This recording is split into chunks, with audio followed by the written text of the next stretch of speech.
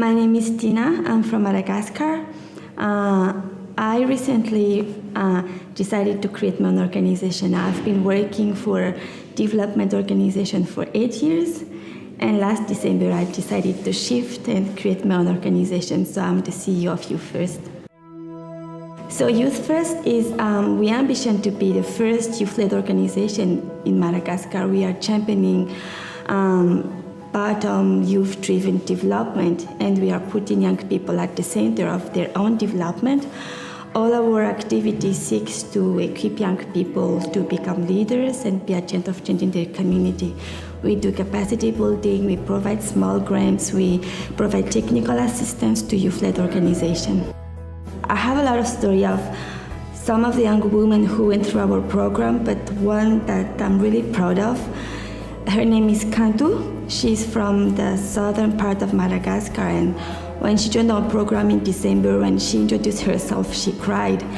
And she told us that she has been dead for some years, and our program was one of the first social interactions she ever had after her surgery. And she told me that she would have never believed that she would be given the opportunity to participate in such program. Then she was not one of the outspoken participants. She was trying to adjust herself after the surgery. Women Deliver released the list of the 200 most promising young people who got selected for the Women Deliver Young Leadership Program. And she was the only Malagasy people selected out of hundreds of applications.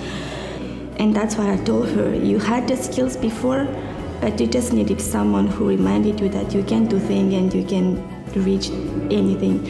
And that's one thing we're trying to do within Youth First. Young people need someone who reminds them that they can be the best of themselves. And we just create a safe space for young people to be who they want to be. There's no frame. Everybody that comes in the program are free to become who they want to be. Don't wait for a special position to start something. You stop complaining. When you see something you can change, you take the lead. The second thing is be your first investor.